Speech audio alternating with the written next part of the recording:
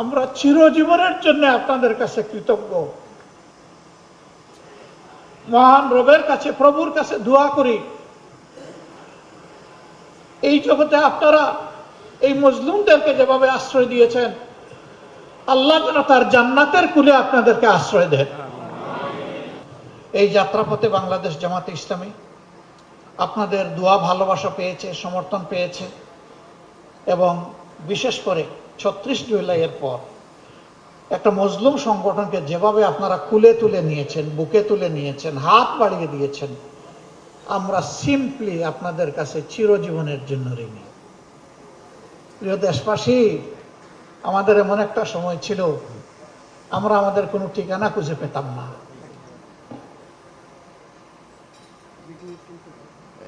সেই সময়টা আপনারা আমাদেরকে আশ্রয় দিয়েছেন। রোজকার সাধারণ খাবার এখন হবে অসাধারণ। প্রাণ স্বাদের মশলা, স্বাদ বাড়ায়, ঘ্রাণ ছড়ায়। আমাকে একবার রিমান্ডে জিজ্ঞেস করা হলো যে আপনার সর্বশেষ অ্যাড্রেসটা কি একটু বলবেন। আমি বললাম কোনটা বলবো? বলে যে কোনটা মানে? বলে আমার তো শত শত অ্যাড্রেস।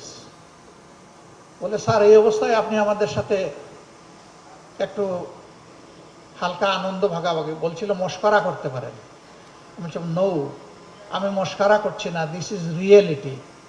বলছিল আপনি কি একটু বুঝিয়ে বলবেন আপনি কিভাবে শত শত বাড়ির এবং ঠিকানার মালিক?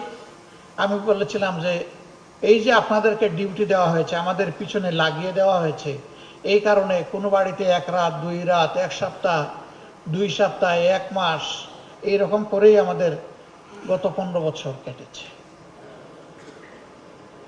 এখন কোনটা বলবো? বলে যে আপনার আর প্রেজেন্ট অ্যাড্রেস আমাদের লাগবে না। That was reality.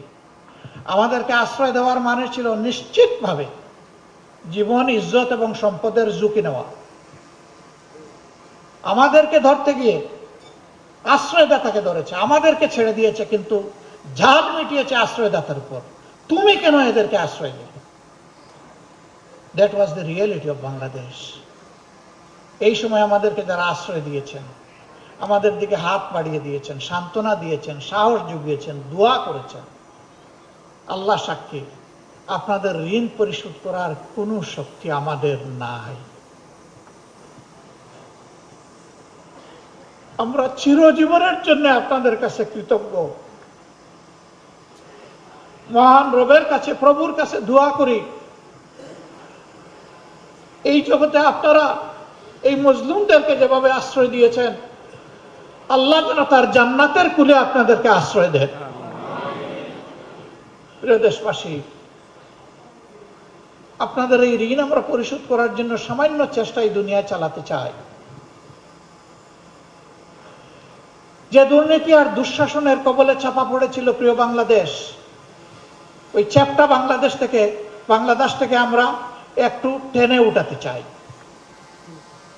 সেদিন যেভাবে হাত বাড়িয়ে দিয়েছিলেন, আজকেও আশা করি আপনারা আমাদের দিকে হাত বাড়িয়ে দেবেন। ইনশাআল্লাহ আমরা সবাই মিলে ভালো থাকতে চাই।